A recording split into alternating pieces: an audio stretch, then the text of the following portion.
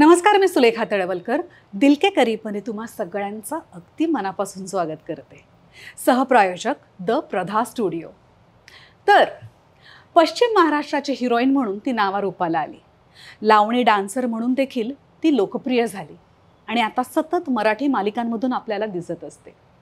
Heroine ते single mother ह्या तिच्या प्रवासात तिने अनेक चांगले वाईट अनुभव घेतलेच असतील. चला तर मग तिच्याशीच बोलूया. भेटूया माझ्या लाडक्या सुरेखा कुडचीला. नमस्कार. नमस्कार. वेलकम टू दिल के करीब. थँक्यू. सो आज सुलेखा आणि सुरेखांच्या छान गप्पा होणार आहेत. चांगलाच मेळ बसणार आहे. ओके. आणि हे नेहमीचं माझं वाक्य की खूप महिने तुझी वाट बघितली आणि फायनली आपण भेटतोय. पण माझ्या बाबतीत हे खऱ्या अर्थाने आहे, कारण मी गेल्या 7-8 महिन्यांपासून मला कॉल येत होता इथे येण्यासाठी आणि तो काही कारणास्तव पुढे पुढे पुढे जाता जाता मी म्हटलं आता एक तारीख काढायची आणि द्यायची यांना. आणि मी खरं सांगते, आज माझा पहिला पॉडकास्ट आहे. इंटरव्ह्यूज खूप झालेत, पॉडकास्ट हा प्रकार जो आता सुरू झालाय तो माझा पहिला पॉडकास्ट आहे. क्या बात आहे, क्या बात आहे. कारण तू अतिशय दिल के करीब आहेसच आणि हा पॉडकास्ट सुद्धा दिल के करीब असणारच आहे. आपली एक अतिशय दिल के करीब मैत्रीण आहे निलिमा अमित, जी रेकी हीलर आहे, थीटा हिलिंग करते, लाईफ कोच आहे आणि आता ती क्रिस्टल्समध्ये सुद्धा डील करते. सो एक क्रिस्टल पिरामिड तुझ्यासाठी पाठवलाय. आणि याच्यामध्ये तिने मला काही इन्फॉर्मेशन दिली आहे त्याबद्दल. बरं, हे सगळे एनर्जाइज करून दिले आहेत तिने. ओके. सो हा जो पिरामिड आहे, it enhances relationships and fertility with amethyst आणि रोज क्वार्ट्स. आणि हा एक रेड जॅस्पर आहे.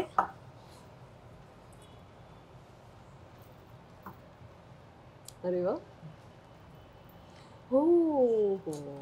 आणि याबद्दल तिने असं सांगितलंय, helps to ground and stabilise the energy of root chakra, promoting feelings of security and strength. वा, हे तर सगळ्यांनाच गरजेचं आहे ऍक्च्युली. किती छान आहे हे. तू लगेच वापरायला सुरुवात केलीस तरी काही हरकत नाही. Already energized. Correct. What are the story. Thank you. Rohan Prakashan आपल्याबरोबर अनेक वर्ष आहेत आणि अतिशय दिल के करीब सुद्धा आहेत आपल्या. त्यांनी तुझ्यासाठी खूप छान पुस्तक पाठवलंय, रस्किन बॉन्ड यांचं बोगद्यातला वाघ. सो बेसिकली या शॉर्ट स्टोरीज आहेत. आपल्या भोवतालीतल्या घडणाऱ्या घटना इंटरेस्टिंग स्वरूपात मांडणारे लेखक रस्किन बॉन्ड यांनी बोगद्यातला वाघ आणि याच्यात आणखीन 5 वेगवेगळ्या कथा सुद्धा आहेत. Thank you so much.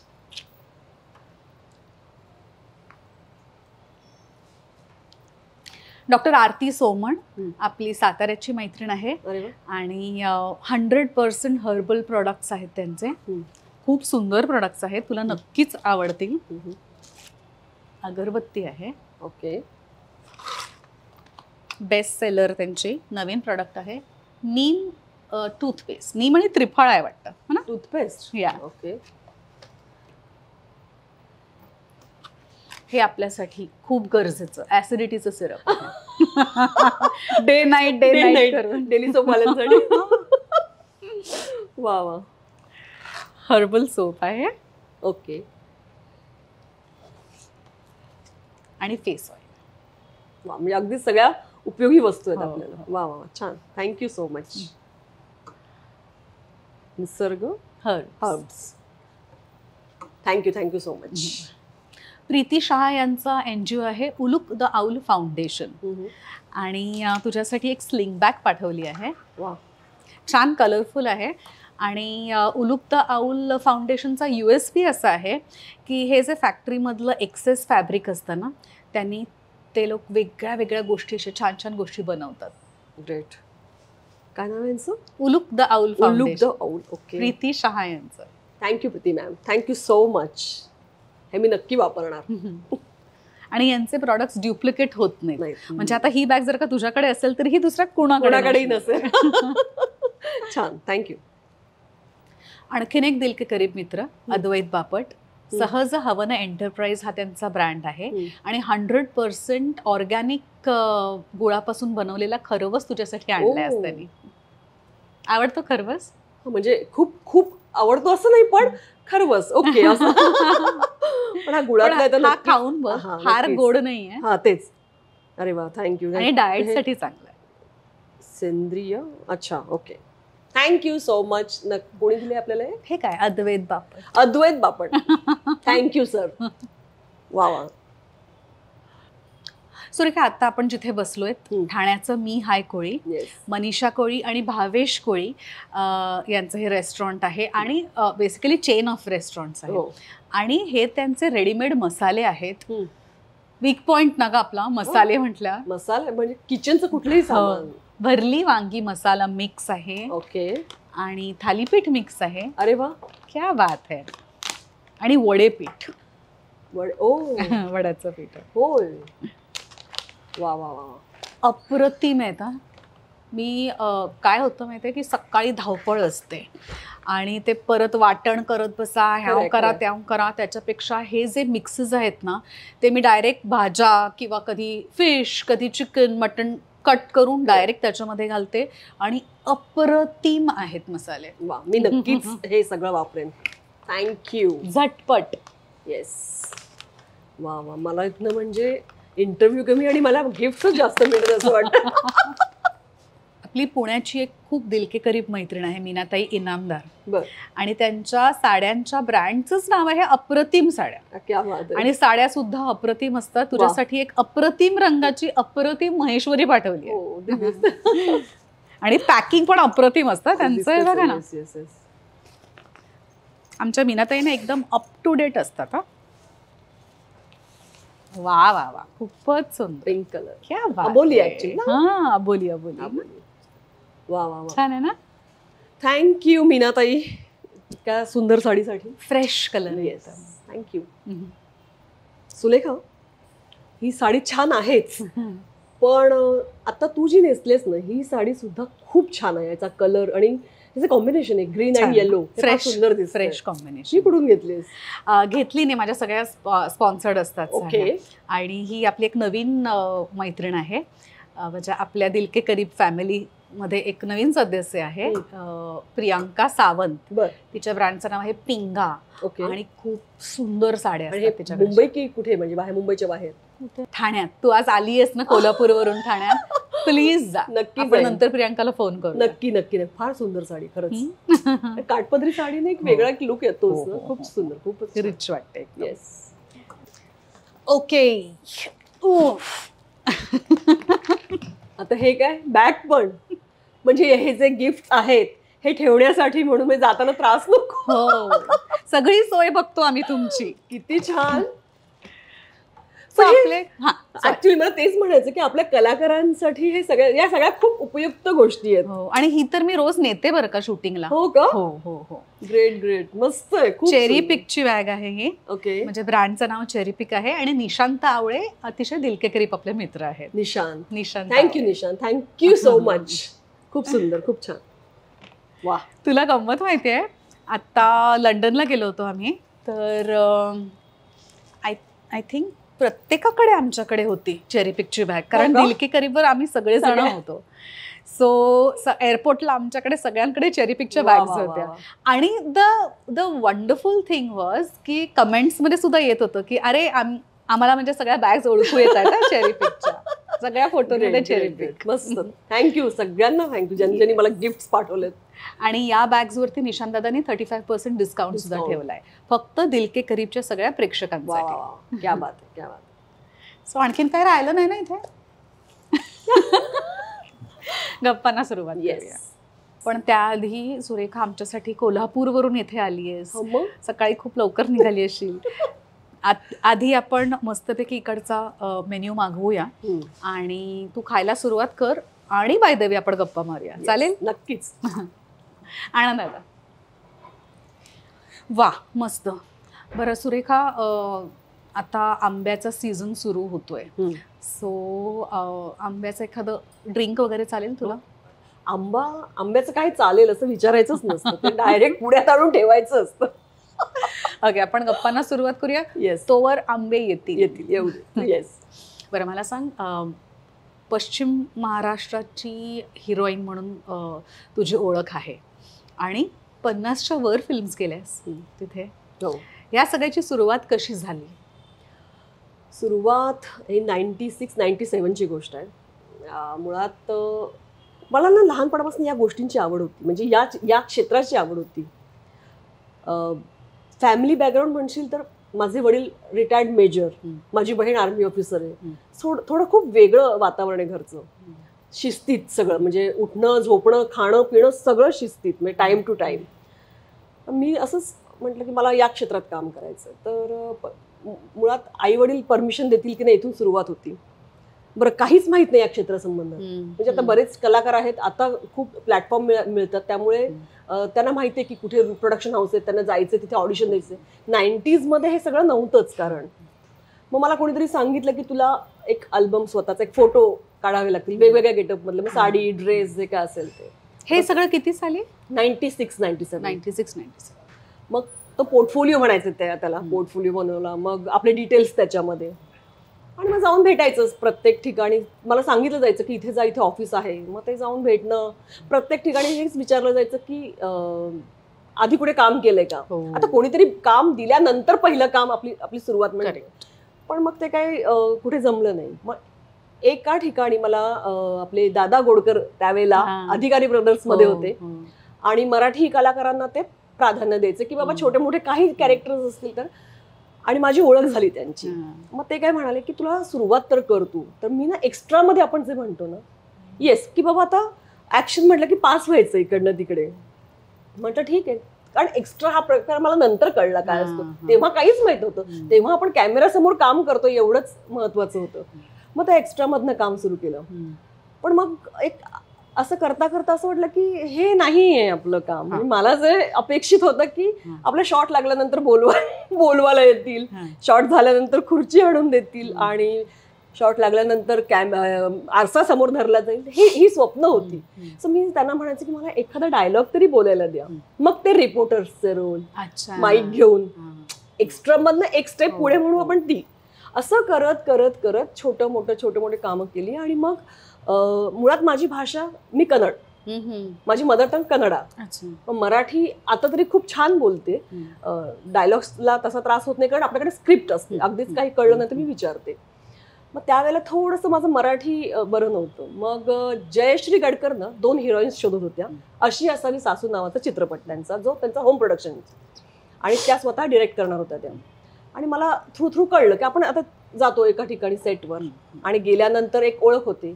मग तिथे चर्चा होते की अगं तू एक काम कर, त्यांना जाऊन भेट. मग कुठे, तर मग त्या हिरापन्ना जिथे महालक्ष्मी तिथे राहायच्या, त्यांच्या घरी गेले, त्यांना फोटो दाखवले. आणि मग बाईंना पहिले बघितल्याबरोबरच मी, म्हणजे मी त्यांच्या फक्त सिनेमे पाहिले होते, कारण मला डान्सची आवड असल्यामुळे त्यांच्या सगळेच तमाशा प्रधान चित्रपट होते त्यावेळेला. म्हटलं बापरे, या बाईंना मी भेटते, असं झालं मला. त्यांचा एक ऑरा म्हणजे पहिले जयश्री गडकरांना भेटायचं, असं जाऊन समोर त्यांच्या घरात बसले, आणि त्या आल्यानंतर ना बोलायचीच गरज नाही, पटकन असंच होतं आपल्याला, तसं झालं. आणि मग त्यांचं ते चालणं बोलणं. मग त्या म्हणाले की तू वाचन थोडंसं करशील का माझ्यासमोर, तुझं मराठी कसं आहे मला ऐकायचं आहे. मग स्क्रिप्ट वाचली गेली. 1 दिवस 2 दिवस 3 दिवस सलग मी पनवेलला राहत होते आजीकडे तेव्हा. आणि मग त्यांनी मला 3ऱ्या दिवशी, ज्या दिवशी सगळे कलाकार होते, आणि कलाकार कोण कोण होते, पद्मा चव्हाण, निळूभाऊ, अशोक शिंदे, चेतन दळवी, मधु कांबीकर आणि विजय चव्हाण, बाळधुरी आणि बाई मॅडम स्वतः, ही सगळी दिग्गज मंडळी समोर बसली होती. आणि मला असं सांगण्यात आलं की आपण ना या वेळेला नको, नेक्स्ट टाइम काम करू. तर एक आशा जी होती ना की 3 दिवस बोलवले, तर आता आपलं हे फायनलच आहे साधारण, हेच मी गृहीत धरलं होतं. आणि असं बोलल्यानंतर ना साधारण डोळ्यातनं, म्हणजे इथपर्यंत अश्रू आले होते माझ्या. मग सांगलीच एक अण्णासाहेब घाटगे, जर तुला माहिती असतील, तू नाटकातनं बऱ्याच कामं केलीस, निशांत घाटगे माहिती आहे का, तिकडचे सगळे मॅनेजमेंट वगैरे बघतो तू नाटकांची. तर त्याचे वडील जे डिस्ट्रीब्युटर होते, ते सुद्धा तिकडे होते. ते म्हणाले की या मुलीला तुम्ही चान्स द्या. माहित नाही, मला असं वाटतं की ही जाईल पुढे, आणि असं काही वाटलं याचा जर काही लॉस झाला तर तो मी देतो, या शब्दात त्यांनी सांगितलं होतं. आणि तिथे ते फायनल झालं. ती माझी पहिली फिल्म किंवा पहिला चित्रपट माझा जो मोठ्या पडद्यावर मी हिरोईन म्हणून झळकले आणि अशोक शिंदेच्या अपोजिट होते आणि या सगळ्या दिग्गज मंडळींबरोबर काम करायचा योग आला. सो ही सुरुवात अशी झाली. पण मी सुरुवात जर म्हणेन तर एक्स्ट्रापासून केली होती. क्या बात. आणि त्यानंतर 50 फिल्म्स केल्या. म्हणजे मला ना ती फिल्म मिळाल्यानंतर मला मागावं लागलं नाही काम, एवढं मात्र नक्की. त्या भागातल्या म्हणजे मी म्हटलं ना की पश्चिम महाराष्ट्रातल्या त्यावेळेचं ना त्या फिल्म्स ज्या होत्या त्या जत्रेसाठी ज्या बनल्या, आपण चांगला व्यवसाय केला त्या चित्रपटांनी सुद्धा.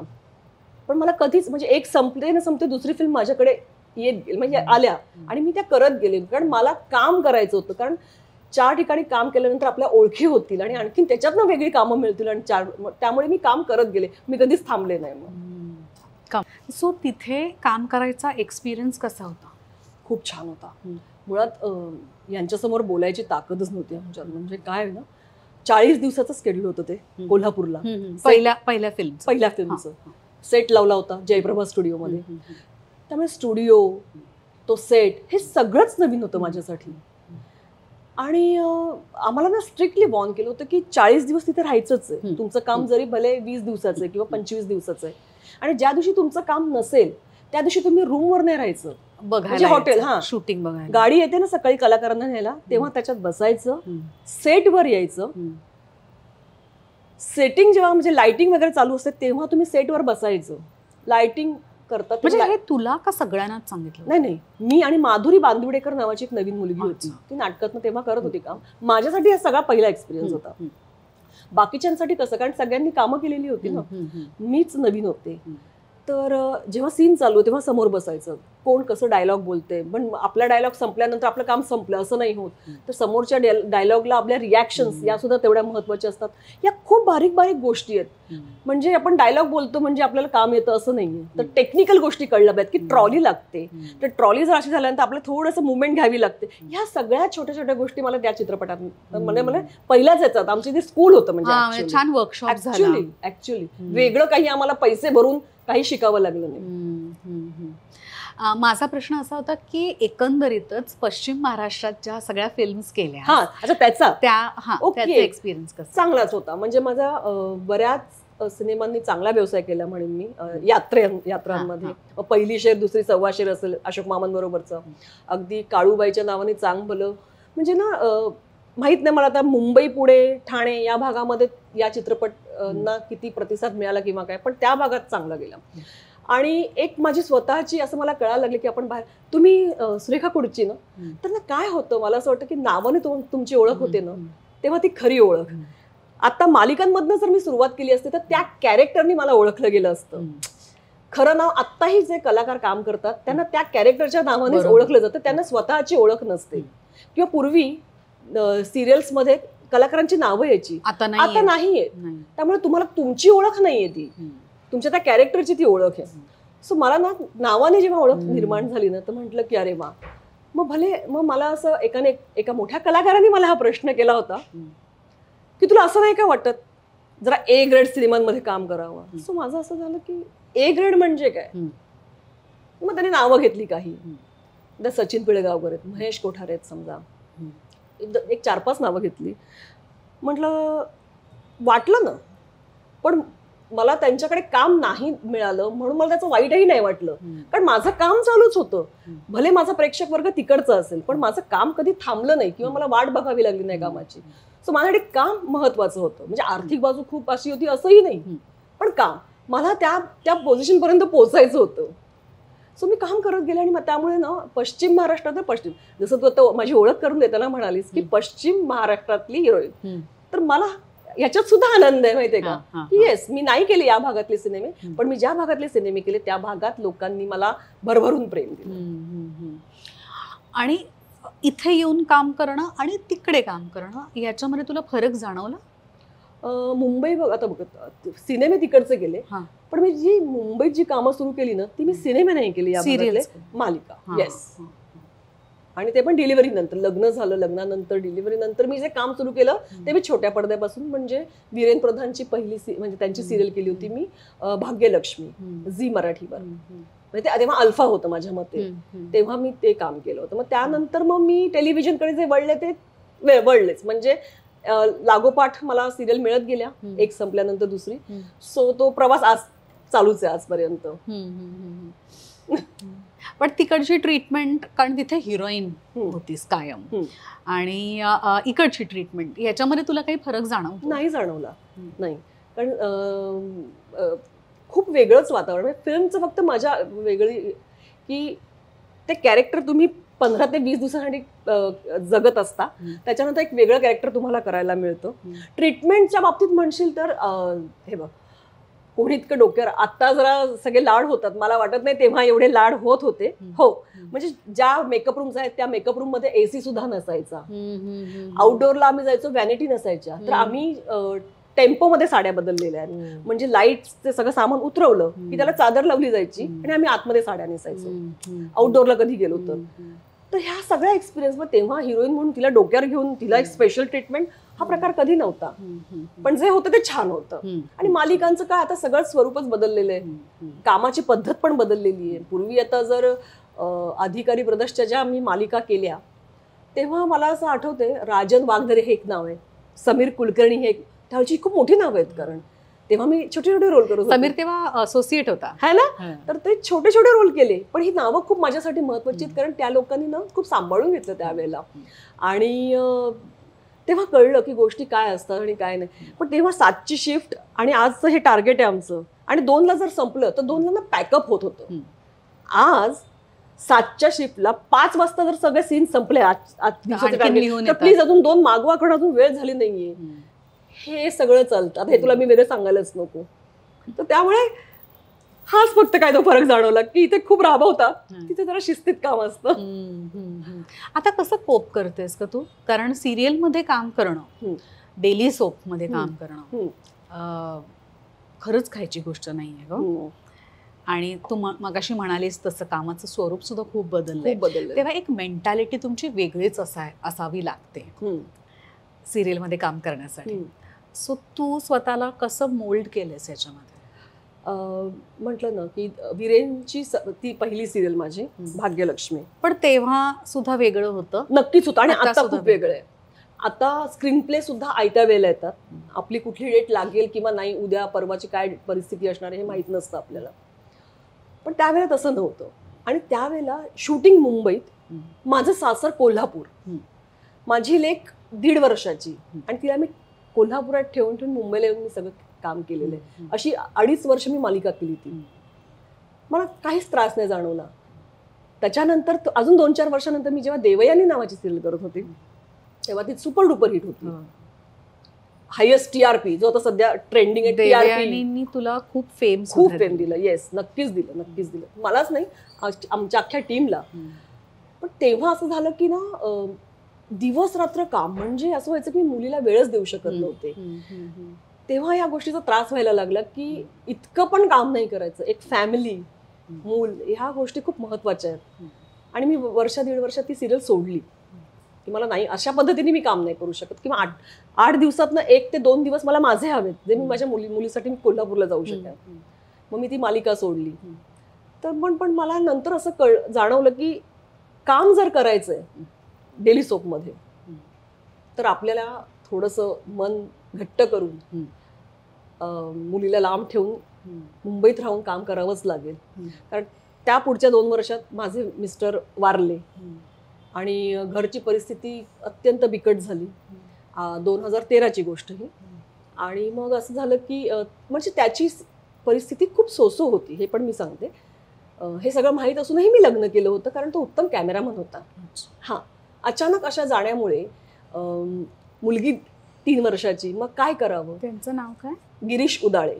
तर कोल्हापूर भागात वगैरे सगळ्यांना, माझे सासरे पण कॅमेरामन, आणि त्यांनी दाग वगैरे पिक्चर राजेश खन्नाचे, यश चोपडांकडे ते असिस्टंट होते. अच्छा. हां, सो सासर हे सगळं फिल्मी माझं, त्यामुळे मला कामासाठी कधी नकार नव्हता तिकडे की तू कर काम. म्हणजे पण मला जाणवलं की मला काम करणं गरजेचं आहे. मुलीला मुंबईत आणलं समजा, तर एवढ्या लहान मुलीला मी घरात कोणाच्या तरी जीवावर नाही ठेवू शकत. सो मी डिसिजन घेतलं, मुलीला मी पुण्यात माझ्या आई वडिलांकडे ठेवलं. सासूलाही तेच म्हणलं की काम मुंबईत खूप आहे. आणि मुंबईत अचानक जेव्हा मला कळतं की उद्या शूटिंग नाहीये, तर मी कोल्हापूरपर्यंत नाही पटकन पोहोचू शकत, पण मी पुण्यात तिला भेटू शकते. सो मी तिला पुण्यात ठेवली तेव्हा. आणि मग मी काम सातत्याने करत राहिले. पण मी ना खूप वेळा मी रडायचे सेटवर. आणि होतच ना, आपलं मुलं आपण लांब ठेवून काम करणं हे एका आईसाठी किती त्रासदायक आहे. म्हणजे कदाचित मी अजून बोलले तर मी रडायला लागेल. पण आता ती झाली, आता 16 वर्षाची झाली, आत्ता 10वीची परीक्षा दिली तिने. पण तिचं चालणं, पहिल्यांदा तिने जे काही पाऊल टाकलं असेल, तिचं बोलणं, हे मी काही अनुभवू शकले नाही. हां, हे सगळं माझ्या सासूने आणि माझ्या आईनेच केलं. त्यामुळे तिच्यावर जे काय संस्कार आहेत ते माझ्या आई म्हणून माझ्यापेक्षा तिच्या आजीने जास्त आहेत. म्हणजे आजीने तिला वाढवलंय. सो मला ना हे अंगवळणी पडलं, म्हणजे की बाबा आपल्याला 14-15 तास काम करावं लागणार आहे आणि आपल्याला मुलीला लांब ठेवूनच काम करावं लागणार आहे. जोपर्यंत ती आता अजून 1-2 वर्षांनी कदाचित मी तिला माझ्याबरोबर मुंबईत ठेवेन, तिला सगळं कळायला लागेल तेव्हा. पण 3 वर्षाची मी मुंबईत एकटी, कारण मुंबईत आमचं कोणीच नाहीये. सो मग तिला कुठल्या तरी बाई एखादी जरी लावली तर आपण कुणाच्या भरोशावर ठेवू शकतो. तर त्यापेक्षा म्हणायचं की नाही, आई वडिलांकडे आहे, सेफ आहे, तिचं खाणं पिणं तिचं शिक्षण सगळं व्यवस्थित होते. मग आठवड्यातनं एक मी सुट्टी कंपल्सरी माझी, हे मी प्रोडक्शन हाऊस बरोबर पहिल्यापासून बोललेले असते की मला 8 दिवसातनं 1 दिवस, 2 दिवस दिली तरी उत्तम, पण महिन्यातले म्हणजे 8 ते 10 दिवस हे माझे असतील, बाकी दिवस मी तुमचे. सो मला हे अंगवळणी पाडावं लागलं आणि मग ते झालं. आता मी त्यात मोल्ड झाले. म्हणजे नाही, पण खरंच मी हा प्रश्न मुद्दामून तुला विचारला कारण मी स्वतः ते फेस करते. आता 2 डेली सोप्स करते आणि हे आपलं वीकली असतं. 3 सिरियल करत असताना मुलांना वेळ देणं, नवऱ्याला वेळ देणं, आपल्या संसाराला वेळ देणं हे खूप नाहीच खरंच. म्हणजे त्यांनी गिल्टी सुद्धा खूप वाटतं. लग्न माझं झालं 2008ला, गिरीश गेला 2013ला. या 5-6 वर्षांच्या काळात आम्ही खूप कमी एकत्र होतो, कारण त्याचं काम तिथेच चालायचं पश्चिम. आणि मला अचानक ना इथे खूप काम मिळायला लागलं मुंबईला. सो आमची भेट म्हणजे मी त्या 5.5 वर्षात किती वेळा आम्ही एकत्र होतो आम्हाला आठवतच नाहीये. तर हे आहेच ना. पण आता काय, आपण जो काय म्हणतात स्वीकारले आता हे, तर आपण काम करावंच लागणार. खरंय. आणि किती नाही म्हटलं तरी व्हिडिओ कॉल मुलांना केला तरी सुद्धा ही फॅसिलिटी आता पूर्वी नव्हती. पूर्वी काय होतं, पण तरी सुद्धा ते सॅटिस्फॅक्शन मिळत नाही जेव्हा मूल कुशीत येतं. ऍक्च्युली मी आजही जाते ना घरी, तर मला ना आम्ही जेवायला एकत्र बसतो ना, तर मला माझ्या ताटातला घास तिला असं भरवला ना, ते एक वेगळा आनंद मिळतो. म्हणजे ते माहित नाही, कारण मी तिला दिलाच नाहीये वेळ. खरं सांगायचं तर आई म्हणून मी तिला वेळ नाही देऊ शकले अजिबात. पण आपली पोरं गुणी आहेत ग. हो, सॉरी. पण खरं सांगायचं तर आपल्या इंडस्ट्रीमध्ये काम करणाऱ्या सगळ्या आयांचा हा प्रॉब्लेम आहे.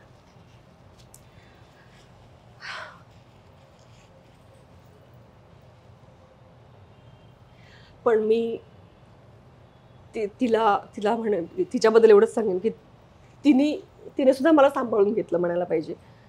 या गोष्टी समजून घेतल्या की माझ्या आईला लांब राहावं लागते. कारण जेव्हा मी स्क्रीनवर यायची तेव्हा ती मम्मा अशी हात मारायची तेव्हा. हा, कारण तिच्यासाठी ती मम्मा. आणि मग जेव्हा कळायला लागलं तिला मी काम करते, मग तिला मी आता तर समजदार झाले, पण की मला मी जर काम नाही केलं तर मला आपल्याला पैसे नाही मिळणार. मग तुला आपण जातो की नाही मॉलमध्ये वगैरे, मग आपल्याला काही खायचं असं, अशा गोष्टी तिला समजून की मला काम करावंच लागेल, मला बाहेर राहावंच लागेल.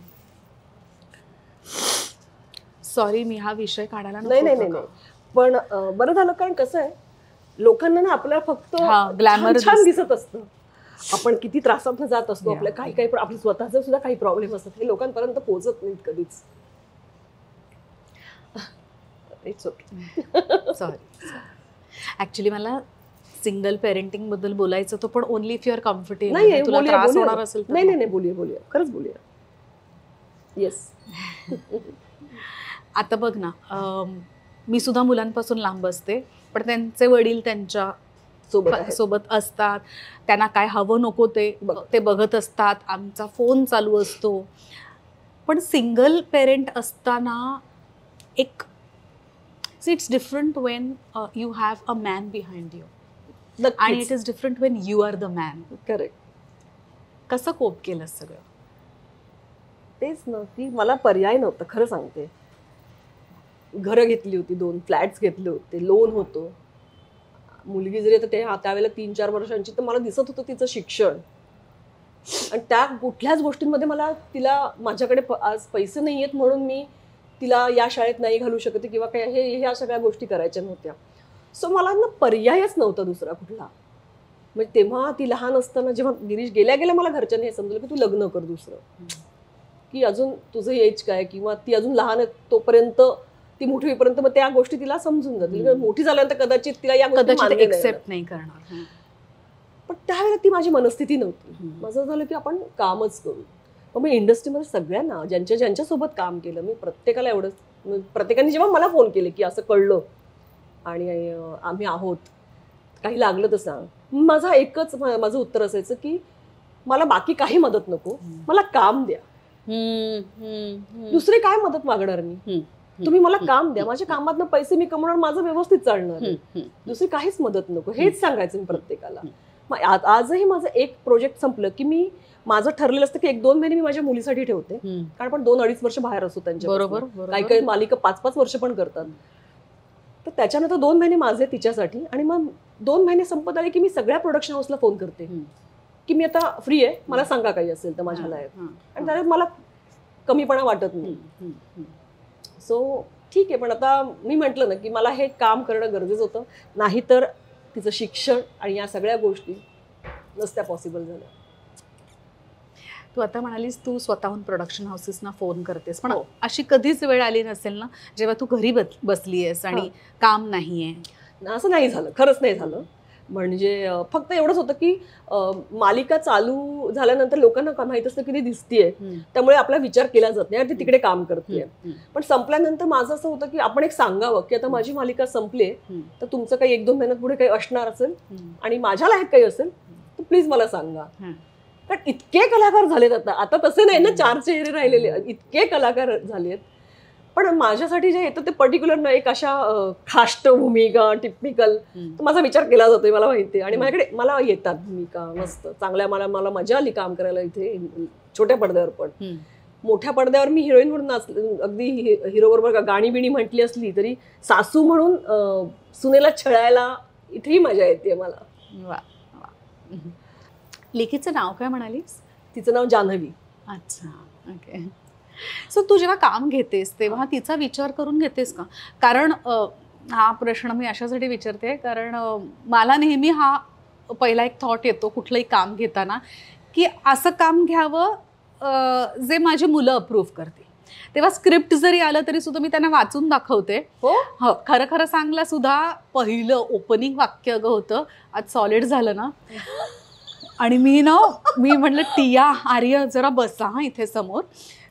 पहिलं वाक्य असं आहे, हां मग चांगलं आहे की कर की असं म्हटलं की तुम्हाला चालेल म्हणजे तुम्ही ऑडियन्समध्ये बसलायत आणि आपली मम्मा तिथे स्टेजवरती म्हणते आज सॉलिड झालं ना. तुम्हाला चालेल का? मुलांसमोर थोडंसं ऑकवर्ड होतं. तर ते म्हणाले मम्मा तू आमचा विचार करू नकोस, तुला जे बरोबर वाटेल. आणि अगं विजय केंकरेंचं नाटक आहे ते काय उगाच नीरज शिरवाईकरांचे डायलॉग्स आहेत, सो ते काय असं उगाच काही लिहिणार नाहीत. सो तू निश्चिंतपणे काम कर, it is going to be very good. Correct. तर असा विचार तू सुद्धा करतेस का? नाही, मी असा कधी विचार नाही केला. कारण मी म्हटलं की मालिकांमध्ये आल्यामुळे ना त्या भूमिका अशाच मिळत गेल्या मला खाष्ट सासूच्या, ज्या मी जेव्हा तिला थोडं थोडं कळायला लागलं ना, सेटवर न्यायचे मी तिला. क्रिसमसची सुट्टी असायची 10 दिवसांची, तेव्हा मी मुंबईला माझ्यासोबतच तिला आणायचे. पण तेव्हा तिचं फक्त असं की तू हे असलं काहीतरी करू नको, म्हणजे कोणातरी छळणं मारणं. पण मग तिला ते समजवायचं की हे खोटं असतं, मी काही खरोखर मारत नाही तिला किंवा काही. तर तिला ते आवडायचं नाही फक्त. पण बाकी इतका असा कधी मला विचार मी नाही केला. म्हणजे तुझं ऐकल्यानंतर मला मुलांची डिस्कस करते. हो, मी प्रत्येक रोल बद्दल बापरे प्रत्येक रोल बद्दल म्हणजे माझ्याकडे रोल आला किंवा एस्पेशली नाटकाची स्क्रिप्ट आली की मी त्यांना बसवून वाचून दाखवते त्यांना. तर तुम्हाला ओके वाटतंय म्हणजे तुम्ही तुमच्या फ्रेंड्सना घेऊन नाटक बघायला येणार तर तुम्हाला चालेल ना, कारण विषय सुद्धा आहे ना काही काही बोल्ड असतात. सो आणि मुलं आता खूप मोठी झाली आहेत ग म्हणून, आणि पिअर प्रेशर असतं त्यांना. खरं. आणि एस्पेशली कारण आपण निगेटिव्ह भूमिका करतो म्हणून. नाही, मग मी एवढा नाही खरं तर कधी विचार केला. आणि तिलाही आता हे कळून चुकलं की हे तेवढ्यापुरताच असतं. त्याच्यानंतर आम्ही खूप छान आमची मैत्री असते. म्हणजे आज पण आता जी मालिका माझी चालू आहे, मी भले ती सुनेला किती छळत असले तरी आज ती आणि मी आम्ही एकत्र राहतो तिथे कोल्हापुरात. आणि आम्ही खूप छान आमचं ट्युनिंग आहे. सो उसको पता आहे की बाबा यांचं छान मैत्री असते मागे. आपलं फील्ड ग्लॅमरस आहे. मी अजूनही शोधते ग्लॅमर कुठे, मला फक्त हार्डवर्क दिसतंय, फक्त कष्ट. खरंय का? पण डेली सोपला कष्टच आहेत. फिल्मचं तरी खूप छान शिस्तीत काम असतं. इथे म्हणजे लोकांना ते फक्त 22 मिनिटांचा एपिसोड बघायला जी काय मजा येते. मला बरेच जण असं विचारतात, मग तुम्ही एका दिवसात किती भाग काढता? अरे भाग काढता असं? अहो 22 मिनिटं एक एपिसोड काढायला आम्ही 14 तास काम करत असतो. पण तरी सुद्धा ना आपल्या घरच्यांना तर अंदाज असतो, पण नातेवाईकांना किंवा दूरच्या काही नातेवाईकांना, मित्रमंडळींना आपलं फील्ड ज्यांना माहीत नाहीये त्यांना असं वाटतं की अरे ही खूप सोपी गोष्ट आहे. तर त्या बाजूनी कधी काही अडथळे आले का किंवा काही बोललं गेलं का? नाही, मुळात आई वडील खूप त्यांचाच खूप सपोर्ट होता. म्हणजे कधी नाही नाही म्हणाले ते. त्यांचं असं होतं की मला मुलगा नाहीये, 3 मुली आहेत, म्हणजे आम्ही 3 बहिणी. कुठलंही तुम्ही जे काय फील्ड चूज कराल त्याच्यामध्ये तुम्ही फक्त चांगलं नाव कमवा. म्हणजे असं नाही की गेलं आणि काहीतरी केलं किंवा काही आयुष्यात फक्तच झालं, लग्न केलं, मुलं बाळ आणि सांभाळा असं काही नाही. छान जे काही क्षेत्र निवडाल ते. माझी 2 नंबर बहीण आर्मी ऑफिसर आहे. माझी 3 नंबर बहीण ती बेळगावला, तिचं म्हणजे युनिव्हर्सिटीमध्ये पहिली आली होती ती, आणि ती आता US ला आहे सॉफ्टवेअर इंजिनियर, सेटल व्यवस्थित. आणि मी आपल्या या क्षेत्रामध्ये, माझी तर अजिबातच बॅकग्राऊंड नव्हती.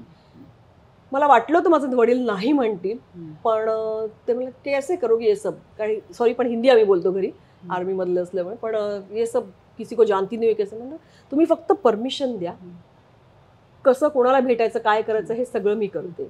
मग तेव्हा माझी आई सोबत माझ्या फिरायची. हो, कारण काहीच माहित नव्हतं ना. जसं आपण आत्ता म्हणतो की आम्हीही या क्षेत्राबद्दल वाईटच ऐकलं होतं आणि आपलं जरा जास्तच बोललं होतं, फिल्मवाल्या बायका म्हटल्या किंवा मुली म्हटल्या की. तसा अनुभव तुला आला का? हो, एक वाईट अनुभव आला होता मला. म्हणजे ती मजेशीर पद्धतीने आपण घ्यायचं. हा मी छोटासा किस्सा सांगते. आदर्श नगर आहे ना, तिथे खूप ऑफिसेस आहेत. ही 90s गोष्ट सुरुवात माझी. आणि मला एकाने सांगितलं की तिथे अशा एका ऑफिसमध्ये जा, तिथे तुला हिंदी. बरं, आता काम करणं आणि हिंदी म्हटलं की आपण थोडंसं म्हटलं वा वा. मी आईला घेऊन गेले, आई बसली बाहेर, मी केबिन मध्ये जाऊन तो माणूस इथे बसला, मी इथे बसले. हा किस्सा फारच मजेदार आहे. सांगावं की नाही असं आहे, पण मी सांगते. त्याने मला सांगितलं की हम लोग ऐसे एक फिल्म कर रहे हैं. पण आत गेल्यानंतर ना पहिले सगळीकडे पोस्टर लावले होते, तर ते ना हॉरर सिनेमांचे होते. पण त्यावेळेला म्हणजे हे सी ग्रेडचे पिक्चर्स हे मला कळायचं, मला काहीच माहित नव्हतं, काहीच. म्हटलं अच्छा पोस्टर दिसत, त्यातला एखादा कुठला तरी ना, मग मोहन जोशींचा फोटो असायचा किंवा दीपक शिर्केंचा एखादा फोटो, ही माहितीतली मंडळी ना. अच्छा, म्हणजे हे प्रोड्युसर. मग त्यांनी स्टोरी सांगितली. तर देखीए हम आपको ना म्हणे हिरोईन लीड रोल दे रहे. म्हटलं सर थैंक यू वगैरह. अच्छा तो कैसे लगा? मैंने कहा बहुत अच्छा लगा सर, बहुत अच्छा लगा. अच्छा तो फिर आप हमें क्या देंगी? असं हा त्याचा प्रश्न होता. पण असा प्रश्न केल्यानंतर मला असं वाटलं अरे देवा, आता ह्याला पैसे देऊन आपण काम करायचं बघा. म्हणजे साधारण माझी अशी होती, मैं देखिए सर मेरे पास पैसे वैसे कुछ नहीं है, मैं काम करूंगी, आप चाहे तो मुझे पैसे मत दो. मी त्याला म्हणते का. तो म्हणाला आप समझी नहीं मैडम, देखिए हम आपको हीरोइन बना रहे. हाँ जी, इतना बड़ा चांस तो कोई एकदम से देगा नहीं नई लड़कियों को. हाँ बिल्कुल सही बात है. तो अगर मैं आपको रोल ऑफर कर रहा हूँ, आप हमें क्या देंगे? बरं, तरी मला कळलं ना का. आणि माझ्या म्हणजे प्रश्नचिन्ह होतं माझ्या चेहऱ्यावर, आणि हे साधारण त्याला कळलं असेल. त्याने डायरेक्ट मला विचारलं, आप एक नाइट का कितना लोगे? हो. आता ऐका, आप एक नाइट का कितना. अच्छा ऐका, आता त्याच्या पुढची मजा ऐक, त्याच्यावर हसशील. माझ्या डोक्यात काय माहितीये का, ही जी मंडळी मला सांगायची ना इकडे ऑफिस आहे तिकडे ऑफिस आहे, तर ही मंडळी ना नाटकात ना छोट्या छोट्या भूमिका करायच्या. सो त्यांच्या तोंडून मी काय ऐकलं होतं, आम्हाला इतकी नाईट मिळते. ऐक, बरोबर नाईटच म्हणतात की नाही, नाईट म्हणतात, मला इतकी नाईट आहे. तर मला वाटलं अच्छा म्हणजे नाईट म्हणजे अच्छा अच्छा. तर मी म्हटलं म्हणजे पर डे आपण ज्याला पर डे. त्याने विचारलं मला प्रश्न, आप एक नाईट, आणि मी पटकन आपला एक व्हिओ सुरू होतो ना. अच्छा. मग मी म्हटलं आप दोघे होत ना. त्याला कळलं ही बावळट आहे, तिला काहीच कळत नाहीये. आणि मग त्याने डायरेक्ट एक फारच वाईट शब्द म्हणजे शब्द ते असं विचारलं की आप आएंगे हमारे साथ. आणि त्या क्षणाला माझे ना हार्टबीट्स वाढले एकदम. हो, त्याच्या समोर माझा अल्बम पडला होता फोटोंचा. तर तुम्ही असा घेतला, मुझे नाही काम करना. अरे सुनिये मॅडम, मी जी बाहेर आले आणि आई बसली होती. काय काय झालं, तू उठ म्हटलीत ना पहिले, उठ आणि चल बाहेर. आणि मी जी रडायला लागले. म्हणजे वय वर्ष किती असेल, 22 वगैरे असणार मे बी. सो मला काहीच कळत नव्हतं काय. म्हटलं खरंच असे असतात का लोक. पण मग तेव्हा ठरवलं ऍक्च्युली की नाही, मला नाही करायचं काम असं असेल तर. आणि त्यानंतर मग जयश्रीबाईंची फिल्म मिळाली. चुकून चुकीच्या ठिकाणी गेली. हा, कारण माहित नव्हतं. आणि जे सांगायचे तिथे जाणं आपल्याला गत्यंतर नव्हतं. त्या म्हणजे जाणं, भेटणं, फोटो दाखवणं, मला काम हवंय वगैरे. पण ठीक आहे. पण हा मी गमतीच्या हिशोबाने बघते की मला. पण ठीक आहे, हा एक्सपिरियन्स येणं सुद्धा मला वाटतं महत्वाचा होता. त्यामुळे आपण प्रत्येकाला जरा काय म्हणतात पारखून घेतो, म्हणजे कोणाशी बोलताना किंवा काही. पण हा एक्सपिरियन्स आल्यानंतर तुला असं कुठेतरी वाटलं का की हिंदी नको करायला, फक्त आपण मराठी हे कधी वाटलं? हे सगळं झाल्यानंतर नाहीच करत होते. म्हणजे जयश्रीबाईंकडे पण जायच्या वेळेला मी त्या व्यक्तीला म्हटलं की अरे मला नाही रे, नाही. म्हटलं हे असं तो बोलला रे डायरेक्ट. तो अरे ती बाई आहे ना, ती काय करणार आहे, जाऊन तर ये. म्हटलं ठीक आहे. मग मी गेले. मग ते 3 दिवस मला त्यांनी घरी बोलवलं, माझं वाचन करून घेतलं. सो तो एक्सपिरियन्स आला छान. तिथे ती फिल्म मिळाली माझ्या नावावर. आणि त्यावेळेला फक्त पेपरातनं नावं यायची, न्यूजपेपर मधनं. मग नवतारका सुरेखा पुढची माझा फोटो आला मोठा. सो मला ना हे सगळं छान वाटायला लागलं. ती फिल्म संपते दुसरी फिल्म आली, कॉन्फिडन्स आला. हा. आणि म्हटलं की इथे आपल्याकडे असं कोणी बघत नाही किंवा असं विचारलं जात नाही. मग माझं आजपर्यंत, आता आपण इंटरव्ह्यू करतोय, आजपर्यंत मी आजही कुठल्याही हिंदी चॅनलकडे जाऊन किंवा कुठल्या तरी प्रोडक्शन हाऊसला जाऊन ऑडिशन दिलेली नाही. आणि खर तर घरात तू हिंदी भाषेत बोलायची. आम्ही हिंदीच बोलतो, आजही हिंदीच बोलतो सगळं. म्हणजे युजली मराठी लोकांचा हिंदी ऍक्सेंटचा प्रॉब्लेम तोही तुझा प्रॉब्लेम नाहीये. पण मला नाही वाटलं. आणि आता पण विचारशील, आवडेल. मी असं नाही म्हणत की मला नाही आवडणार. नाही, आवडेल. का नाही आवडणार? शेवटी आपण नॅशनल लेवलला दिसणार. पण माझं काम बघून जर मला काम मिळालं तर मला आवडेल. पण मी स्वतःहून नाही अजून प्रयत्न केलाय आणि मला नाही वाटत मी करेन. माझं स्वामींच्या कृपेने माहित नाही. मला असं वाटतं तिथे मला ना, आता आपण बघ ना, मराठीमध्ये छान बऱ्यापैकी लोक ओळखतात आपल्याला. असाच रिस्पेक्ट तिकडे देतील का? किंवा तिथून पुन्हा शून्यातनं जर आता सुरू करायचं असेल, माझे आता तेवढे पेशन्स नाही किंवा मी ती मेंटॅलिटी नाही राहिली. आता इथे सेटल झाले. लोक निदान बोलताना विचार करून बोलतात. रोल सुद्धा आपल्याला चांगले ऑफर केले जातात. ते खरंच तिथे असं होईल का? किंवा मला मोठा रोल म्हणून सांगून मग बरेच आपण आता इंटरव्ह्यूज मध्ये मराठी कलाकारांचा ऐकतो की माझा रोल एवढा होता पण कापला. मग कशाला? मग माझं छान आहे ना. मला मराठी लोकांनी, महाराष्ट्राने खूप भरभरून प्रेम दिलंय आणि मी आनंदी आहे याच्यात.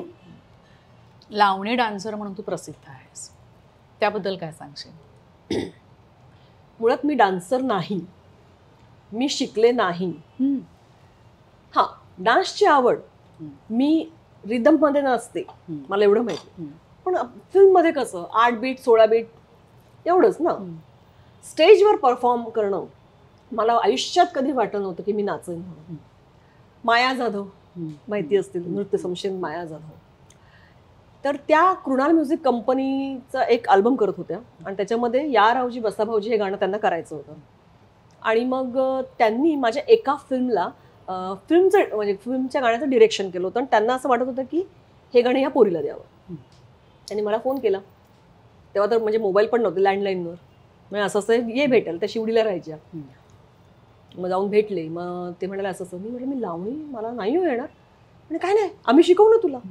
म्हटलं हा ठीक आहे, शिकवूया. पण मला हे माहित नव्हतं की 3 कॅमेरा सेटअप असतो आणि 1 फ्लो मध्ये आपल्याला नाचायचं आणि कटिंग नाही आहे त्याला. म्हटलं कसं काय होणार. मग ते 4 दिवस रिहर्सल करून त्याचं शूटिंग झालं आणि ते गाणं इतकं हिट गेलं त्यावेळेला. मला मजा वाटायला लागली ती की अरे वा, चला आपण आपल्याला जो माहिती सुद्धा नाहीये डान्सचा प्रकार, जो लावणी फोक डान्स वेगळं आहे. आपण लोकधाऱ्यामध्ये आपण जे नाचतो किंवा कोळी गीत शाळेमधनं जे नाचले, लावणी मी कधीच नाचले नव्हते. मला त्याची आवड निर्माण झाली. तुझ्यामध्ये ग्रेस आहे आणि अदा.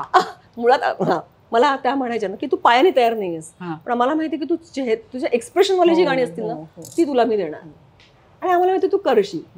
मग असं म्हणत त्यांनी ना एकदा त्यांचा शो होता यवतमाळला आणि माझ्या घरच्यांशी बोलून की आम्ही हिला घेऊन जाऊ का. तर मला त्यात घेऊन गेला. शो म्हणजे नाचायला म्हणून नाही, तू चल बघ काय आहे ते. अच्छा. गेल्यानंतर त्यांनी मला तयार केलं, एक गाणं कर. मी म्हटलं नाही हो, प्रेक्षक हजारोंनी बसलेत. म्हटलं नाहीच ना, मी तुला जर शिकवलं ना ते तसंच कर इथे, असं करून. आणि ते लाईव्ह ढोलकी बिलकी सुरू झाली आणि मी नाचायला लागले. गाणं संपलं, डान्स संपला, मी एक्झिट घेतली आणि जो वन्स मोर आला जोरात, आणि प्रेक्षक ऐकायलाच तयार नाही. तो गेला निवेदक काहीतरी बोलायला म्हणून आणि ऐकतच नाही. बाईंना पाठवा, बाईंना असं बाई म्हणायचं, बाईंना पाठवा.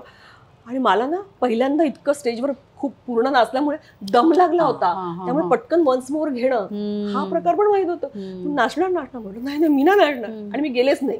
अच्छा. माझी हिंमतच नव्हती कारण. पण मग विचार केला, यार आपण जे करतोय ते लोकांना आवडतंय लोकांना. मग मी मायाताईंशी बोलले की मला छान वाटतंय पण मला कॉन्फिडन्स नाही येते अजून. तर म्हणजे नको काळजी करू, तुझी छान गाणी बसवूया. मग तेव्हा माझं 16वं वर्ष धोक्याचं, नाचू किती लाजू किती कंबर लचकली, या सगळ्या गाण्याच्या एक्सप्रेशनवर थोडीशी जातील अशी गाणी सगळी सेट केली. आणि एक त्यांनी शो तयार केला त्याचा पूर्ण प्रॉपर. आणि त्याचा पहिला शो त्यांनी असंच विदर्भातच लावला होता आणि जो सुपर हिट गेला. मग जेव्हा शिट्ट्या, टाळ्या, वन्स मोर, पब्लिक नाचते समोर आपले वेड्यासारखे, हे सगळं बघून ना मग ती एक म्हणजे आज मी सांगते, काहींना दारूची नशा असते की नाही, तशी मला लावणीची नशा आहे. येस.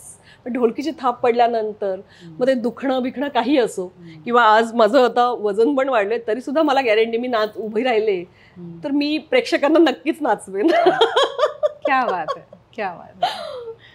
तर अशी ती सुरुवात झाली. म्हणजे बघा, मोठ्या पडद्यावर मला आणणाऱ्या जयश्रीबाई, स्टेजवर आणणाऱ्या माया जाधव, माझ्या गॉड फादर ना माझ्या गॉड मदर आहेत.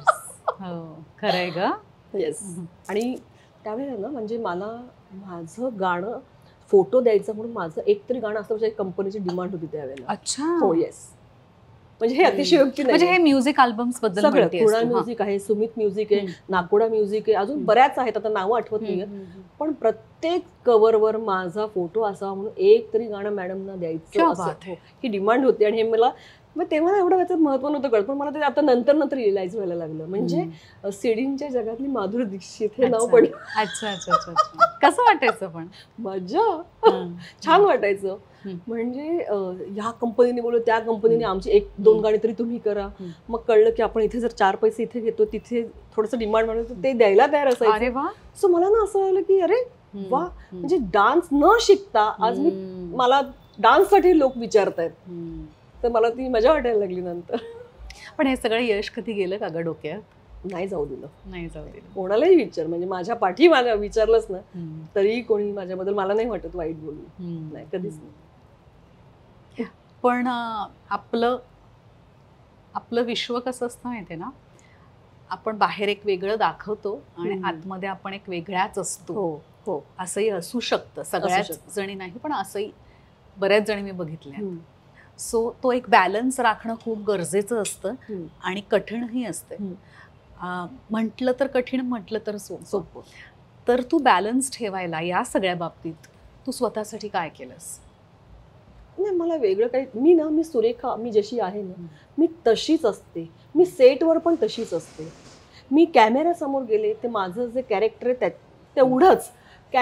शॉर्टकट झाल्यानंतर मी पुन्हा सुरेखा, मस्तीखोर, सगळ्यांची टांग खिचणार, मी अशीच आहे. आणि मी अशीच आत्ता सुद्धा. म्हणजे आता कुठल्या नवीन सेटवर गेल्यानंतर जर नवीन मुली असतील, म्हणजे सुन्यांचा रोल करतात, नवीन असतात सगळ्या, तर त्या घाबरतात पहिले 8 दिवस. आणि 9व्या दिवशी साधारण येता चल नाही यार असं वगैरे होतं. मग त्यांना आम्हाला माहिती आहे तू काय असते. पण मी जे कॅरेक्टर पडद्यावर करते ना, एक्झॅक्ट अपोजिट आहे. मी खूप इमोशनल आहे. हो, मी खूप इमोशनल आहे. मी एखादा सिनेमा पाहताना त्याच्यात असं काहीतरी दुःखाचा सीन चालू असेल तर मी छान ढळाढळा अश्रू माझे पुसत असते. सो मला माहिती मी काय आहे ते. आणि त्यामुळेच ऍक्च्युली जरा बिग बॉस बद्दल बोलायचं चालेल ना? प्लीज, मी विचारणारच होते तुला.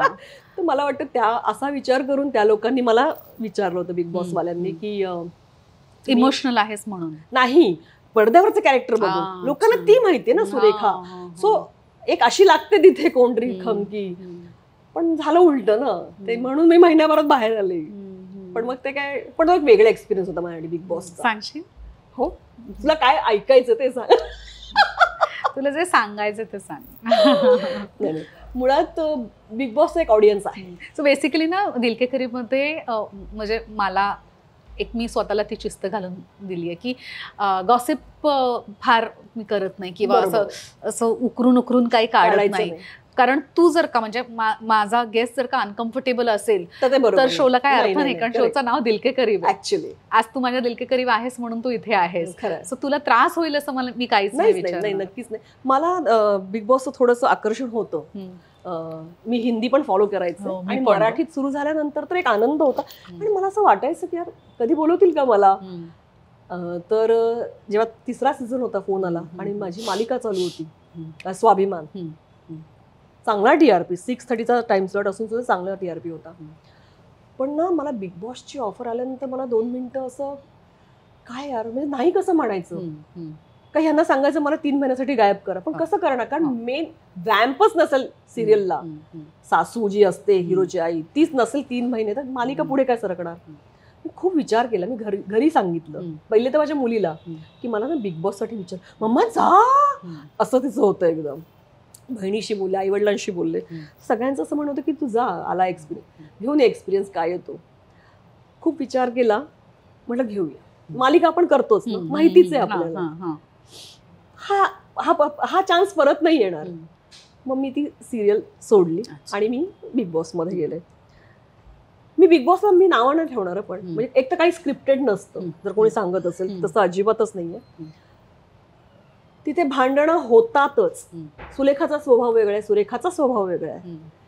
तुम्ही जेव्हा एकत्र येता पहिले 2 दिवस तुम्ही फार गोड राहा. 3ऱ्या दिवशी कुठेतरी काहीतरी गोष्टी खटकतीलच ना मला तुझ्या किंवा तुला माझ्या. तर ते होतात ते वाद. कारण शब्दाला शब्द वाढत जातो. प्रत्येकाचा स्वभाव कोणी खूप जोरजोरात भांडत असतं कोणी प्रत्येकाचा स्वभाव वेगळा. आणि 15 अशी व्यक्ती घेऊन जातात की त्यांचे स्वभाव वेगळे. तर त्यामुळे ना तो एक्सपिरियन्स इतका वेगळा होता. आणि ते घर म्हणजे ना एक अद्भुत घर येते. काय माहिती त्या घरात काहीतरी आहे यार. काय जादू आहे मला माहित नाही. पण तिथनं बाहेर पडताना वाईट वाटतं की नाही यार हे छान आहे घर. मी कधीच बिग बॉसला वाईट म्हटलेलं नाहीये. लोक म्हणताना काय ते भांडणाचं घर. लोकांना फक्त 1 तासाच्या एपिसोडमध्ये ते तर्क लावून मोकळे होतात. तिथे 24 तासात काय काय घडत असतं हे कोणालाच माहित नसतं. आता मला ट्रोल केलं गेलं होतं चपातीवरनं. आता काय एक छोटासा किस्सा सांगते फक्त की मला चहा चपाती खायची होती. मीरा जगन्नाथ माझ्याबरोबर होती. तिलाही चहा चपाती खायची होती आणि बनवायची ड्युटी कोणावर होती तर ती सोनाली पाटील म्हणून तिच्यावर होती. तिला आम्ही फक्त म्हटलं आपण रोज पोहे खातोय आज चहा चपाती खाऊया तर तू आमच्यासाठी हे कर. पीठ मळलेलं आहे आत फ्रीजमध्ये तर ती मी नाही करणार असं ती पटकन तोंडावर बोलली. तर मी म्हटलं अच्छा एवढंच केलं. मग मीरा म्हणली ठीक आहे ताई आपण आपलं करून घेऊ. म्हटलं ओके. तिने तिचं झालं. आम्ही आपल्या चपात्या लाटल्या. आम्ही छान चहा चपाती खाल्ली वगैरे सगळं झालं. हे मला काहीच माहित नाही बरं का आत असताना. मी महिन्याने जेव्हा बाहेर आले आणि आपण साहजिकच आहे मोबाईल माझ्या जवळ नव्हता. घरी गेल्या मी सगळं बघत होते. चहा चपाती तू चहा चपातीच खायचं मी असं इतकं का. तर मग मला कळलं दाखवताना एपिसोडमध्ये काय दाखवलं. मी सांगितलं मला चहा चपाती खायचे प्लीज बनवशील का तू. तर ती म्हणाली मी नाही बनवणार. तर मी असं ओके ठीक आता एवढंच होतं. आम्ही आमचं बनवून खाल्लं. हे नाही दाखवलं आम्ही आमचं बनवून खाल्लेलं. त्यांना काय मिळालं ओके. तर ते मी अच्छा ओके ना त्याला फुल बॅकग्राऊंड म्युझिक वगैरे टाकून मी म्हणजे ओरिजिनल पण मला वॅम्पच दाखवलं त्यांनी. सो लोकांचं असं होतं की अगं तुला खायचं तर खायचं ना ती काय तू सिनियर आहे म्हणून काय तू ऑर्डर सोडणार का. अरे आम्ही खाल्लंच बनवून हे नाही दाखवलं तुम्हाला काहीच माहित नसतं. त्यामुळे सो ते काय आहे की पूर्ण एपिसोडमध्ये त्यांना जिथे माहितीये की ये जाने वाला है बॉस हे दिखेगा लोगों को ये पसंद आएगा तेवढंच दाखवतात ते. तर त्यामुळे ते तसं दिसतं. पण बाकी म्हणशील तर तो एक्सपिरियन्स वेगळा आहे आणि छान आहे. मला आवडलं. भांडणही झाली रडले पण प्रेम पण तेवढंच झालं. एक छान आमचा ग्रुप तयार झाला वेगळा. म्हणजे A आणि B आपण कितीही म्हटलं नाही आपण ग्रुपमध्ये जायचं नाही. आपण सगळ्यांची छान राहायचं काही होत नाही. दुसऱ्या दिवशी ग्रुप पडतात आणि आपण एक कम्फर्ट झोन शोधतो. मला सुलेखा बरोबर छान वाटते सो मी सुलेखासोबतच सारखी राहणार. आणि ते त्यांचे इतके कॅमेरे असतात की त्यांना कळताच्या या दोघींची छान मैत्री आहे का ओके पुढचा टास्क जो येतो ना हिला तिकडे हिला इकडे. सो ये होता है, गेम आहे ग, गेम आहे ना. येस. आणि ते मला असं वाटतं ते ना तेवढ्यापुरतंच ठेवायचं. तिथनं बाहेर पडताना मी सगळ्यांना तेच म्हटलं, चुकून माझ्याकडनं काही निघालं असेल तुमच्याकडनं तर म्हणजे म्हटलं हे नाही, हे सगळं बाहेर पडताना या 4 चौकटीतच ठेवायचं. बाहेर आल्यानंतर आपण छान मैत्री आपली जी आहे ही अशीच राहिली पाहिजे. वा. बरं, गप्पांमध्ये हे राहिलंच. अरे हे राहिलंय खरं आहे. सुरू कर ना. हो, मी कोथिंबीर वडी. खूप टेम्पटिंग दिसतंय सगळं, पण ते बिचारं गार झालं. एकतर सुलेखा आणि सुरेखा एकत्र आले आहेत. मस्त आहे. अरे बापरे, मस्त. हे पण ट्राय कर ना. क्या बात है. So Surekha, thank you so much. तू दिल के करीब मध्ये आलीस आणि खूप छान मन मोकळ्या गप्पा झाल्या आपल्या. मी पण तुला थँक्यू म्हणते. असं मोकळं होणं फार गरजेचं असतं. सगळ्यांपुढे आपण रडत नाही कधीच किंवा आपण आपली दुःख मांडत नाही. हे एक माध्यम झालं होतं असं छान की लोकांनाही आपण काय आहोत, पडद्यावरची सुरेखा आणि खऱ्या अर्थातली सुरेखा हे त्यांच्यापर्यंत पोहोचण्याचं काम तू करतेस. त्याबद्दल थँक्यू सो मच. नाही नाही, थँक्यू सो मच. मस्तपैकी आता जेवणावर ताव मारूया आणि मग तू तुझ्या सगळ्या आज तू खूप कामं प्लॅन केली आहेस ना, सगळे इंटरव्ह्यूज. कमाल कमाल. So all the best. Thank you so आजच्या तुझ्या पॉवर पॅक दिवसासाठी सुद्धा आणि तुझ्या करिअर साठी सुद्धा. Thank you so much. Thank you so much. आणि तुम्ही सगळेजण ऑलवेज पाहत राहा दिल के करीब.